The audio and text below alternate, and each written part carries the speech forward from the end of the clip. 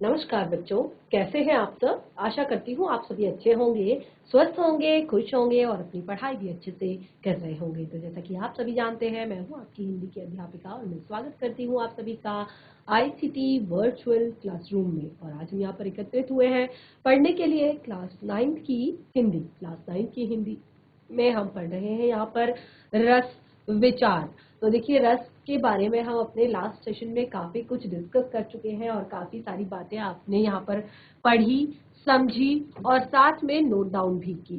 तो इस तरह से हम यहाँ पर रस को हमने बताया कि रस हम किसे कहते हैं।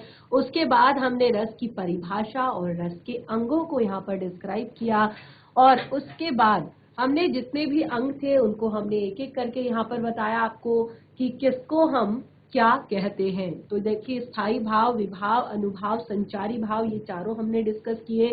और उसके बाद हमने यहाँ पर देखिए, सबसे पहले देखिए आपको यहाँ पर स्थायी भाव किसे कहते हैं वो मैंने आपको बताया, विभाव किसे कहते हैं वो बताया, विभाव के कितने भेद होते हैं वो बताया। और उसके बाद उद्दीपन किसे कहते हैं, उद्दीपन विभाव किसे कहते हैं, उसके बाद भाव किसे कहते हैं, ये सारी चीजें हमने अपने लास्ट सेशन में डिस्कस की। अनुभाव के बारे में मैंने आपको यहाँ पर एक्सप्लेन किया, अनुभाव किसे कहते हैं, अनुभाव के दो प्रकार आपको यहाँ पर बताए। तो जैसे हमने यहाँ पर अनुभाव में यहाँ पर पढ़ा था कि एक होता है आपका साधारण अनुभाव, दूसरा होता है आपका सात्विक अनुभाव। तो साधारण अनुभाव में क्या होता है, हम यत्नज, इसको यत्नज अनुभाव भी कह सकते हैं। और जो आपका सात्विक अनुभाव होता है उसको अयत्नज अनुभाव कहते हैं। यत्नज अनुभाव यानी कि जैसे मैंने आपसे कहा कि बहुत प्रेम उमड़ने पर गले लगाना, हम यत्न करते हैं और गले लगाते हैं। ठीक है। दूसरा, क्रोध आने पर धक्का देना। ठीक है। तो ये हमने क्या किया, यत्न किया, इसके लिए हमने काम किया। पहले हमारे दिमाग में विचार आया और फिर हमने उसको व्यक्त किया, यानी कि ये हमने काम किया, ये यत्नज विभाव। लेकिन दूसरा सात्विक विभाव में मैंने आप लोगों को बताया कि इसमें हमें कोई भी यत्न करने की जरूरत नहीं पड़ती। कोई भी चीज जो अचानक हमारे सामने आती है और हम भाव हमारे मन में आता है और बिना सोचे समझे हम उसको व्यक्त कर देते हैं, यानी कि उसमें हमें सोचने समझने का टाइम भी नहीं होता या हम सोचते समझते नहीं है। जैसे जैसे जोर से चीख पड़ना, ठीक है, या हकलाना, रोना, या डर से जड़वत हो जाना, या पसीने पसीने हो जाना डर से, या कांपने लगना। ठीक है। तो इसमें हम कुछ भी यत्न नहीं करते, ये सारी चीजें जो है खुद से होती है, स्वयं से होती है। तो इसे कहते हैं सात्विक अनुभाव। उसके बाद हमने स्टार्ट किया था अपना जो पहला टॉपिक है रस। तो रस हमने यहाँ पर शुरू किया, हमने कहा जब नायक नायिका, देखिए यहाँ पर नायक नायिका भी मैंने आप लोगों से कहा है, और साथ में आश्रय तथा दूसरा आलंबन हो अथवा प्राकृतिक उपादान हो या कोई कृति हो या किसी का गायन वादन, ये सब आलंबन हो। और साथ में दर्शक हो, पाठक हो, श्रोता हो, तो वो आश्रय हो। ठीक है। देखिए, गायन वादन भी हो सकता है या कोई मूवी भी हो सकती है जिसमें नायक नायिका है। ठीक है। और मतलब दर्शक भी हो सकते हैं, पाठक भी हो सकते हैं, श्रोता भी हो सकता है, कोई प्राकृतिक उपादान हो सकता है, कोई कृति हो सकती है। तो ये सारी चीजें, और वे विभाव संबंधित अनुभाव और संचारी भाव से परिपुष्ट हो, यानी कि ये संबंधित जो आपका विभाव है, वे विभाव जो है वो संबंधित अनुभाव और संचारी भावों से परिपुष्ट हो, वहां रति नामक स्थायी भाव होता है। श्रृंगार रस का स्थायी भाव क्या है, रति। श्रृंगार रस का स्थायी भाव क्या है, रति। ये मैंने नोट डाउन करवाया है आप सभी को। वहां रति नामक स्थायी भाव होता है जो कि सक्रिय हो जाता है उस समय पर। ठीक है।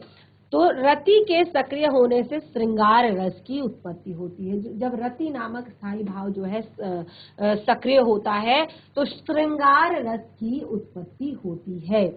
श्रृंगार रस को भी यहाँ पर दो भागों में बांटा है। श्रृंगार रस के दो भेद होते हैं, संयोग श्रृंगार रस और वियोग श्रृंगार रस।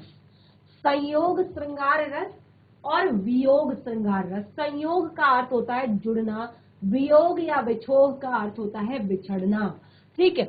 तो यहाँ पर देखिए क्या होता है, संयोग श्रृंगार रस। अब हम शुरू करते हैं रस का पहला भाग। मैंने 10 भाग आपको यहाँ पर बताए हैं रसों के। तो पहला भाग हम स्टार्ट करते हैं। लास्ट सेशन में आपने जो कुछ भी पढ़ा उसे घर पर जरूर रिवाइज किया होगा, तो अब यहाँ पर ध्यान पूर्वक पढ़ेंगे। और साथ ही आप कुछ कुछ एग्जाम्पल्स हैं या आपके जो, जैसे मैंने बताया कि श्रृंगार रस के 2 भेद होते हैं, तो ये आप सारी चीजें नोट डाउन भी कर सकते हैं इस तरह से। अब देखिए, मैंने आपको आलंबन भी बता दिया किसे कहते हैं, मैंने आपको आश्रय भी बता दिया किसे कहते हैं। तो अब आपको, जैसे मैंने लास्ट सेशन में आप लोग को बताया था कि अब आपको दिक्कत नहीं होनी चाहिए कि ये क्या है आलंबन, क्या है आश्रय। ठीक है। तो संयोग श्रृंगार रस, जहां आलंबन और आश्रय के बीच परस्पर मिलाप और प्रेम पूर्ण वातावरण हो, जहां पर आलंबन और आश्रय के बीच मेल मिलाप प्रेम पूर्ण वातावरण हो, वहां पर संयोग श्रृंगार रस होता है। यानी कि आलंबन और आश्रय के बीच मेल मिलाप और प्रेम पूर्ण संबंध हो, तो वहां पर संयोग श्रृंगार रस होता है। एक प्रेम पूर्ण वातावरण हो, वहां पर संयोग श्रृंगार रस होता है। एग्जाम्पल देखिए इसका, देखिए ये जरूर चीजें याद रखिएगा। ठीक है, ये चीजें जरूर याद रखिएगा। जैसे स्थायी भाव है रति, संचारी भाव है लज्जा, जिज्ञासा या उत्सुकता, आलंबन है नायक नायिका या गायन वादन या कृति अथवा प्राकृतिक उपादान, कुछ भी हो सकता है। ठीक है, आपका नायक नायिका भी हो सकते हैं आपस में, या गायन और वादन भी हो सकता है, या कृति और एक किसी का किया गया कोई कृति भी हो सकती है, किसी की कोई रचना भी हो सकती है, और प्राकृतिक उपादान भी हो सकता है आलंबन। ठीक है, आलंबन यानी कि जो हमने बताया था कि रीजन। आश्रय जैसे, आश्रय कौन है, जिसके मन में भाव उत्पन्न हो रहे हैं, वो नायक भी हो सकता है, नायिका भी हो सकता है, श्रोता भी हो सकता है, दर्शक भी हो सकता है। ठीक है, और उद्दीपन कौन है, उद्दीपन मैंने क्या बताया था आपको कि जो उस भाव को और ज्यादा बढ़ाता है। ठीक है, तो वो है यहाँ पर कि उसको हम कह सकते हैं कि व्याप्त सौंदर्य, जो चाहे वातावरण में व्याप्त सौंदर्य हो, प्रकृति में व्याप्त सौंदर्य हो, या अगर हम किसी की तारीफ कर रहे हैं तो उसके आसपास व्याप्त सौंदर्य हो।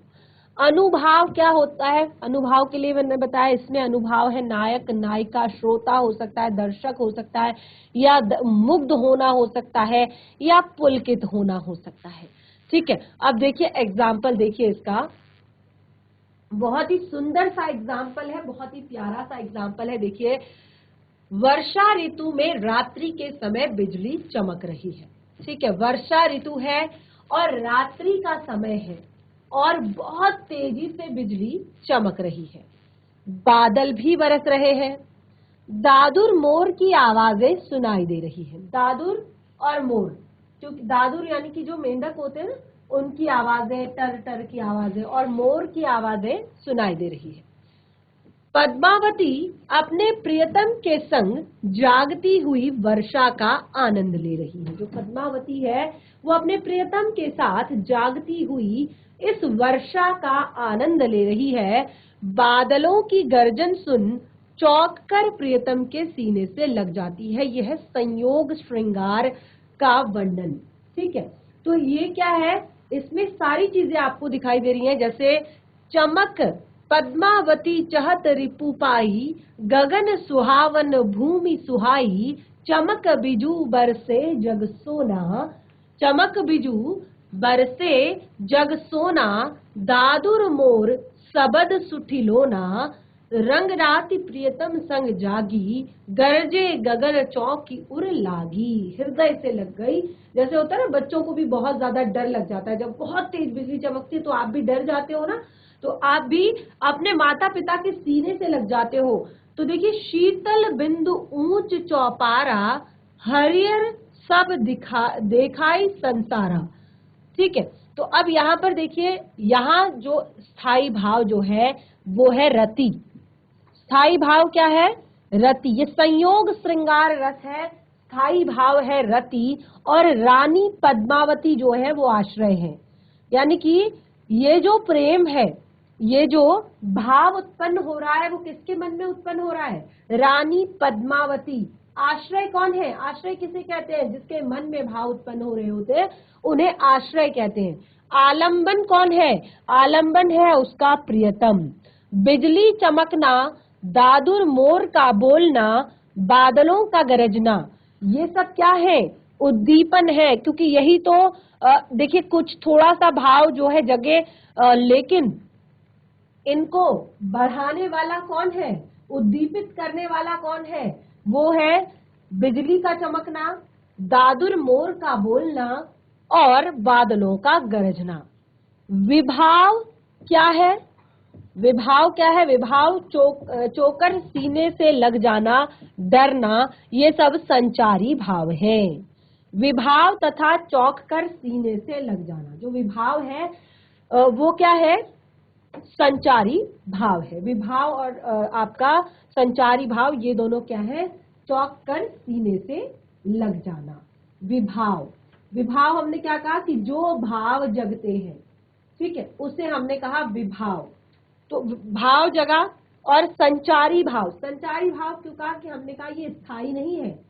संचारी भाव के लिए हमने क्या कहा कि ये स्थायी नहीं है, जो सिचुएशन परिस्थिति के साथ चलते हैं उन्हें हमने संचारी भाव कहा। तो ये चौंक कर सीने से लग जाना, देखिए कहीं पर एकदम से उसको नहीं पता था कि ये क्या होने वाला है, तो चौंक कर जब सीने से लगी तो वो है संचारी भाव। वो एकदम से आया और वो डर गई और सीने से लग गई। तो इस तरह से देखिए ये है आपका संयोग श्रृंगार रस। जब इस तरह की हम कविताएं पढ़ते हैं, कृष्ण की जो एक तरह से प्रेम लीलाएं पढ़ते हैं, कृष्ण के प्रति जो हमारे एक तरह से सूरदास जी से द्वारा लिखी गई जो लीलाएं, या कईयों में वात्सल्य रस होता है, वो मैं आगे भी हम यहाँ पर वात्सल्य रस भी पढ़ेंगे। तो इस तरह की जो ये चीजें हैं, ये जहाँ पर राधा कृष्ण के प्रेम की बात होती है, तो मीरा के प्रेम की बात होती है, वो सब संयोग श्रृंगार रस है।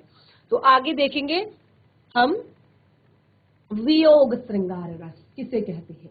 ठीक है, वियोग श्रृंगार रस, जैसे मैंने यहाँ पर आपको बताया, दोनों ही श्रृंगार रस है, दोनों का ही स्थायी भाव रति है। ठीक है, दोनों का ही स्थायी भाव रति है, लेकिन एक जो है वो संयोग श्रृंगार रस है, एक जो है वो वियोग श्रृंगार रस है। अब संयोग श्रृंगार रस में क्या होता है? जहां आलंबन और आश्रय के बीच परस्पर दूरी, विरह अथवा तनावपूर्ण वातावरण हो। जस्ट अपोजिट, बिल्कुल उसका उल्टा है श्रृंगार रस ही, लेकिन कैसा है? उसके अपोजिट है, जहां पर आलंबन और आश्रय के बीच में क्या होता है? परस्पर दूरी, यानी कि विछोह या विरह, यानी कि जो एक तरह से विरह क्या होता है? जब कृष्ण भगवान एक तरह से मथुरा चले गए थे, यहाँ पर चले गए थे, गोकुल में चले गए थे, तो उस टाइम पे जब गोपियां जो है बहुत ज्यादा उदास थी, बहुत ज्यादा रो रही थी, तो एक विरह की, जो उनके बिछड़ने की जो पीड़ा थी, वो विरह उनकी था। तो और जो तनावपूर्ण वातावरण हो, वहां पर वियोग श्रृंगार रस होता है। वहां पर क्या होता है?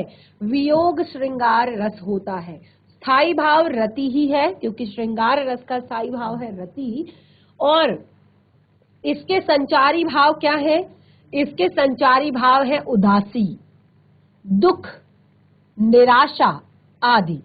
आलंबन क्या है? विरहाकुल नायक या नायिका, कोई भी हो सकता है आलंबन। विरहाकुल नायक भी हो सकता है, नायिका भी हो सकती है।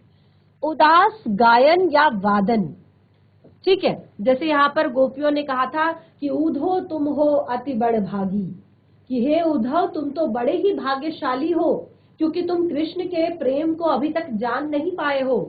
तो उन्होंने इस तरह से जो कहा था, वो क्या कहा था? उदास गायन वादन, यानी कि एक तरह से ये जो आपका ये जो आपकी कविता है, तो जब भी मैंने आप लोगों को कहा कि कोई भी छंद पढ़ते हैं, कोई भी कविता पढ़ते हैं, तो उसमें आपको हमने कहा उसको पढ़ने से हमें जो आनंद की प्राप्ति होती है, जो भाव हमारे मन में आते हैं, उन्हें ही हम क्या कहते हैं, रस कहते हैं।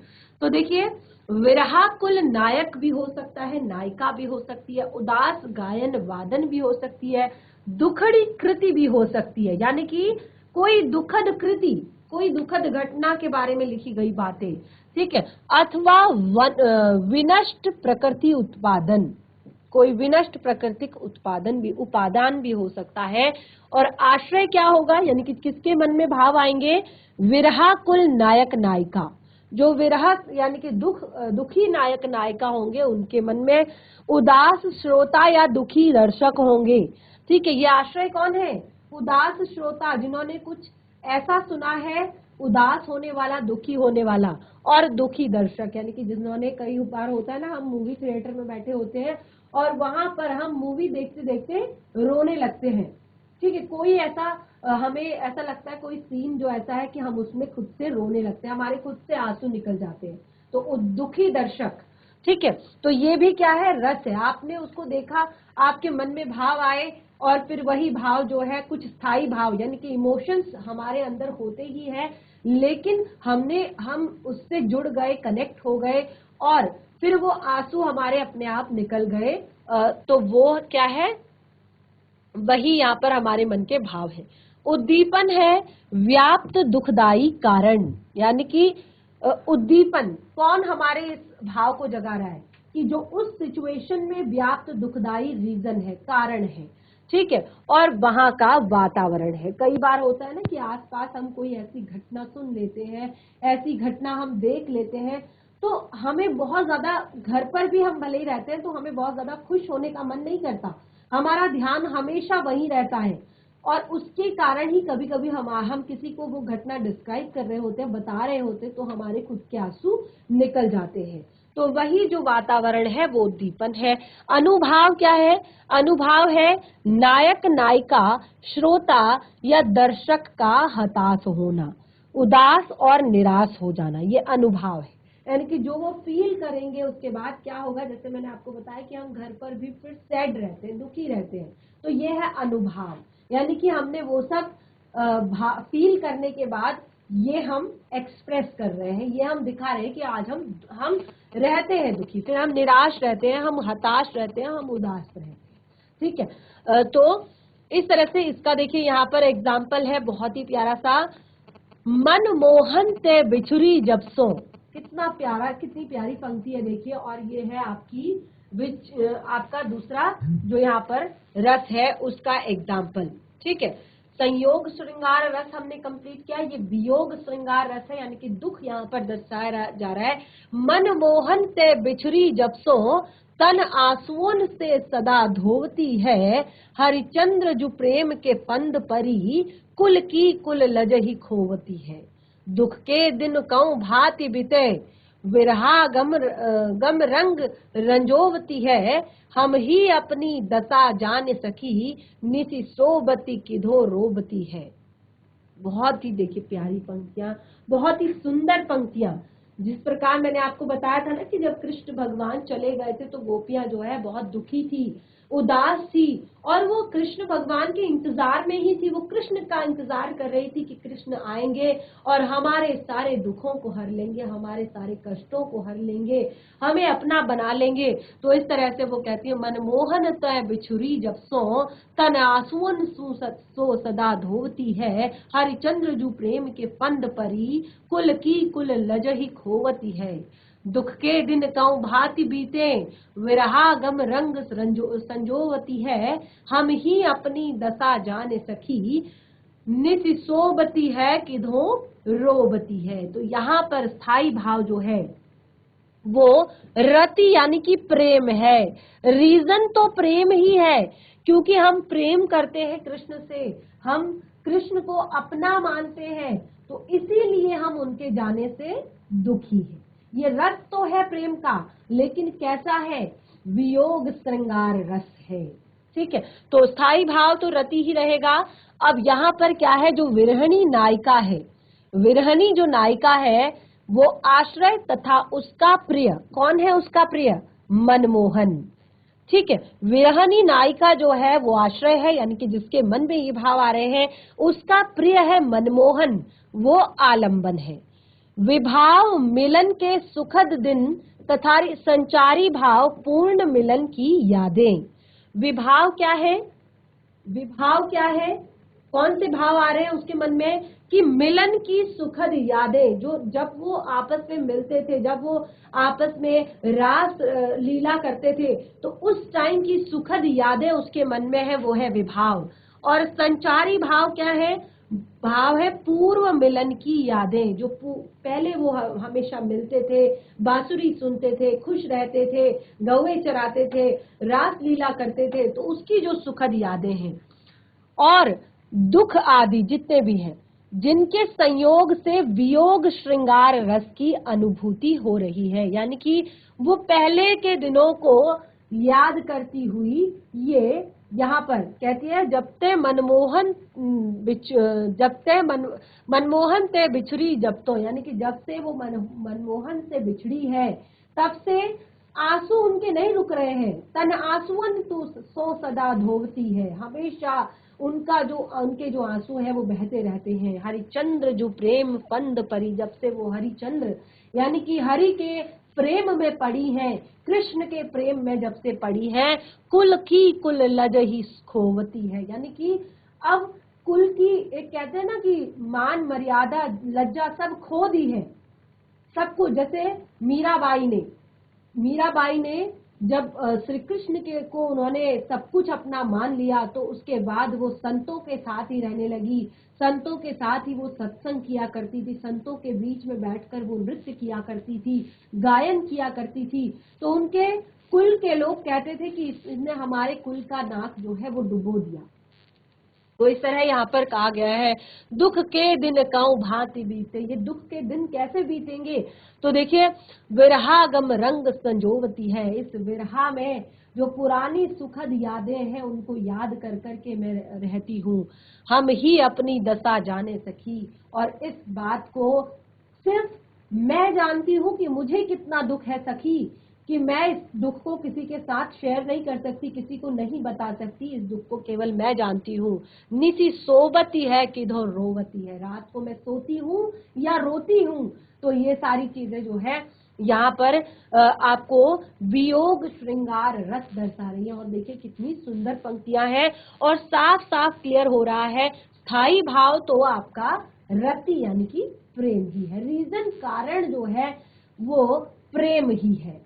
ठीक है, तो ये संयोग श्रृंगार रस और वियोग श्रृंगार रस दोनों हमने यहाँ पर पढ़ लिए, बहुत ही सुंदर है। यानी कि श्रृंगार रस पहला जो हमारा रस है वो हमने पढ़ लिया, और मैं आशा करती हूँ कि आप लोगों को समझ भी आ रहा होगा। ये आगे बढ़ते हैं, वीर रस। वीर रस को भी हमने यहाँ पर एक बार डिस्कस किया था। तो वीर रस में देखिए, जहाँ पर जिसका स्थायी भाव उत्साह होता है, और उत्साह यानी कि आपने क्लास 6 में जब झांसी की रानी कविता पढ़ी होगी, तो पढ़ते पढ़ते क्या होता है, हमारे अंदर खुद से क्या होता है, एक उत्साह जग जाता है, एक जोश हमें आ जाता है कि कैसे हुआ ये सब, कैसे किया, अगर हम होते तो शायद हम भी ऐसा करते, हम इससे बढ़कर कुछ करते, ऐसे उत्साह हमारे अंदर आ जाता है। तो जब स्थायी भाव, उत्साह और विभाव संबंधित अनुभावों और संचारी भावों के सहयोग से परिपुष्ट होता है, तब वीर रस की उत्पत्ति होती है। जो स्थायी भाव है कौन? उत्साह। जब विभाव और संबंधित अनुभावों और संचारी भावों के संयोग से परिपुष्ट होता है, बनता है, तो उसे कहते हैं वीर रस। तो वीर रस का स्थायी भाव है उत्साह, संचारी भाव है गर्व, हर्ष, रोमांच, आवेग, ग्लानि। आलंबन है वो शत्रु, वो दीन और वो संघर्ष। आश्रय है वो उत्साही व्यक्ति जिसके मन में ये भाव उत्पन्न हो रहे हैं।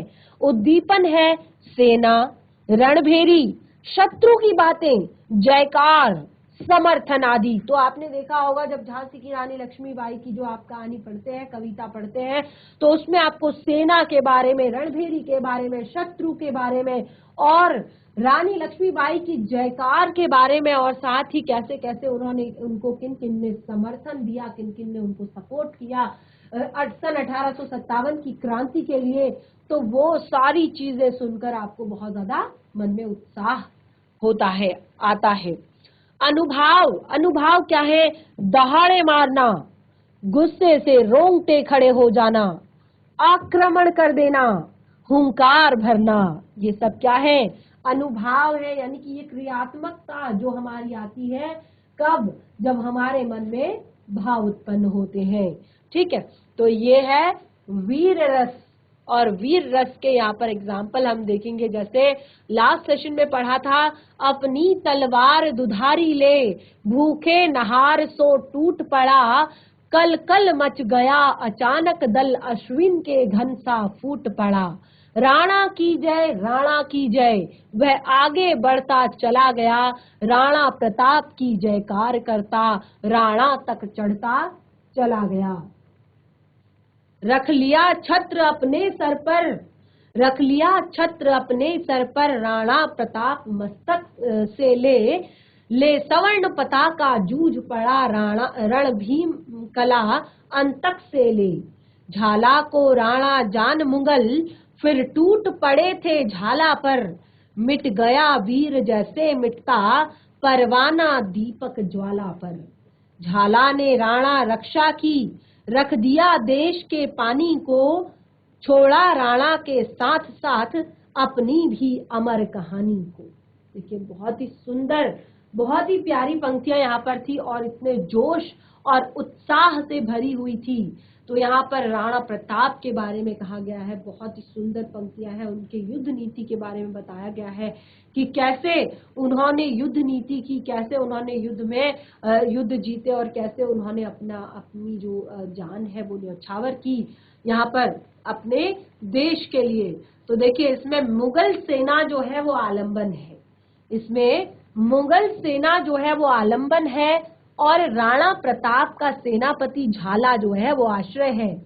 देशभक्ति, वीरता, त्याग और बलिदान, ये सब क्या है? संचारी भाव है। राणा की जय, जयकार, भीषण मारकाट, हुंकार भरना, मुगलों को भ्रमित करना, ये सब उद्दीपन है। यानी कि यही और ज्यादा जोश जगाती है और ज्यादा उत्साह जगाती है इस रणभेरी में युद्ध करने के लिए।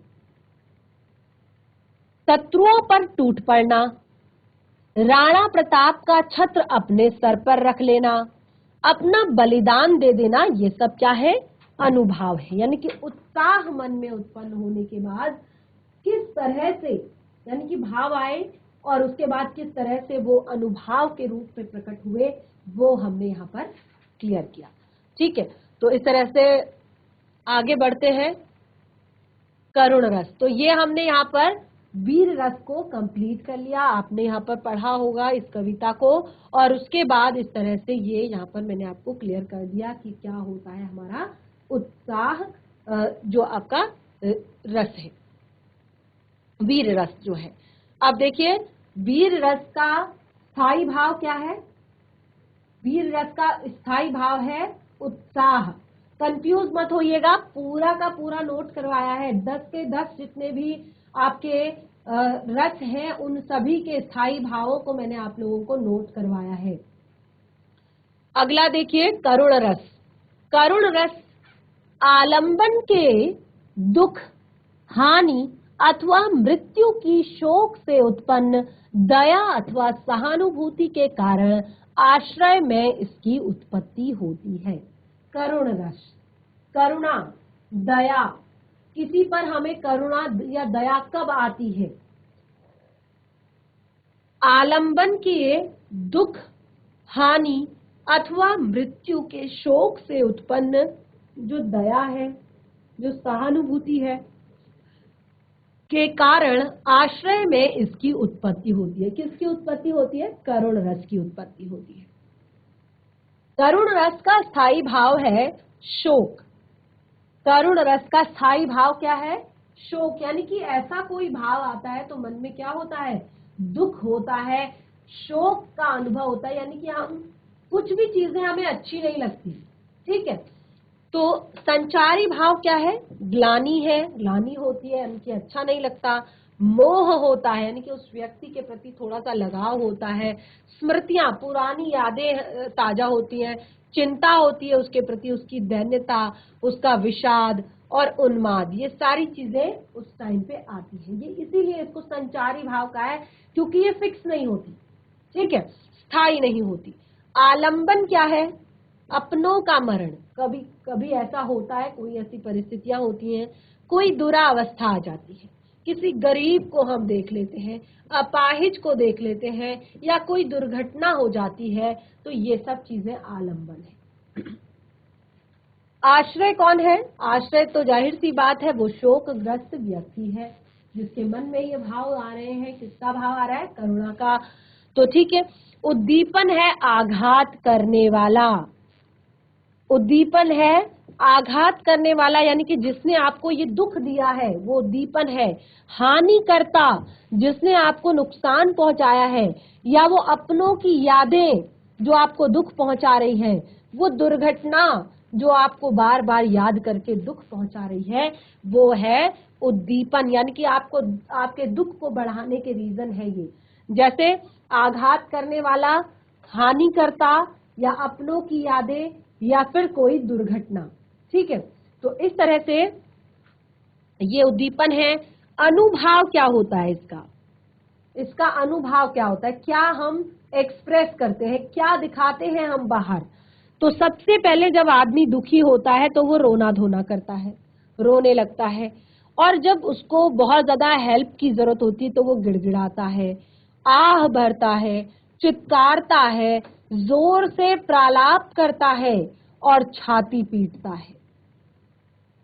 ठीक है, तो ये सब करुण रस है। जब इस तरह की परिस्थितियां हम देखते हैं तो क्या होता है? हमारे अंदर बहुत दया का भाव आता है, करुणा का भाव आता है। ठीक है, तो जैसे यहाँ पर मैंने क्या बताया, अनुभाव क्या है? रोना धोना, गिड़गिड़ाना, आह भरना, चित्कारना, प्रलाप करना, छाती पीटना। ठीक है, अब इसका एक एग्जाम्पल देख लेते हैं यहाँ पर। वह आता दो टूक कलेजे के करता, पछताता पथ पर आता। वह आता दो टूक कलेजे के करता, पछताता पथ पर आता। पेट पीठ दोनों मिलकर है एक। पेट पीठ दोनों मिलकर है एक, चल रहा लकुटिया टेक। यानी कि सोचिए, एक गरीब भिखारी की बात की जा रही है कि पेट और पीठ दोनों ही एक है, यानी कि समतल है, बिल्कुल कुछ नहीं है, यानी कि उसका पेट खाली है, वो भूखा है। ठीक है, पेट पीठ दोनों है एक, मुट्ठी भर दाने को भूख मिटाने को। केवल एक मुट्ठी भर दाना ताकि उसकी भूख मिट जाए। मुंह फटी पुरानी झोली फैलाता।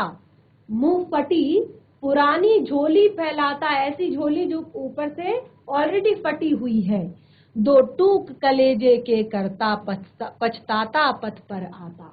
यानी कि ऐसी दीनहीन स्थिति देखकर कलेजे के दो टूक हो जाते हैं, दो टुकड़े हो जाते हैं।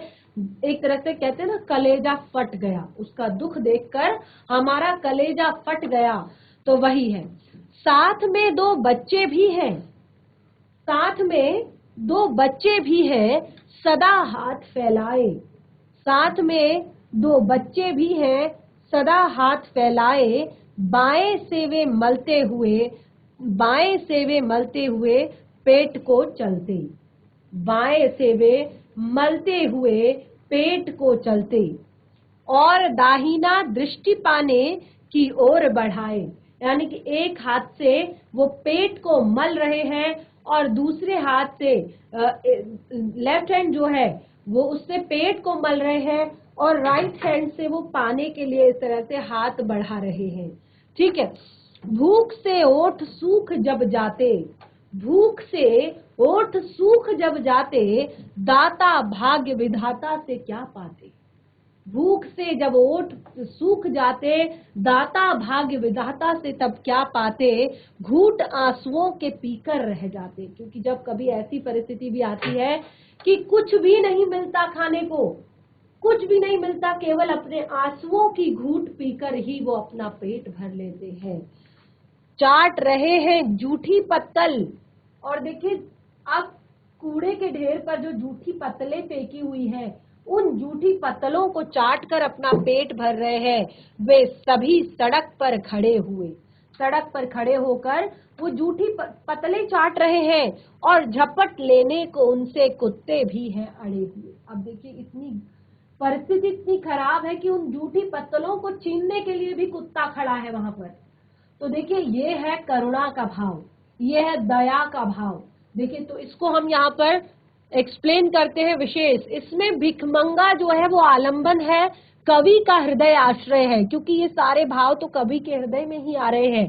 भीख मांगने और उसके बच्चों की दुरावस्था ये उद्दीपन है, यानी कि कवि के भावों को कौन जगा रही है, कवि के भावों को जगाने वाला है वो भिखमंगा और उसके भीख मांगते बच्चे, उसकी बच्चों की दुरावस्था। फटी झोली फैलाना, लकुटिया लेकर चलना, पेट मलना, कुत्ते द्वारा हाथ से पत्तल छीन लेना, ये अनुभाव है। गरीबी, बदहाली, दीनता आदि सब संचारी भाव है। तो जैसे कि मैं बार बार बताती हूँ कि संचारी भाव कभी भी स्थायी नहीं होते हैं। ठीक है, तो ये आपका यहाँ पर हमने 3 रस अभी तक क्लियर कर लिए हैं, श्रृंगार रस, वीर रस और करुण रस। बाकी के 7 रसों को पढ़ेंगे हम अपने नेक्स्ट सेशन में। आज जितना भी पढ़ा है उसको घर पर जरूर रिवाइज करें। कोई भी डाउट होता है, कोई भी दिक्कत होती है, परेशानी होती है, तो नेक्स्ट सेशन में जरूर डिस्कस कर लें। तब तक के लिए धन्यवाद। आपका दिन शुभ हो।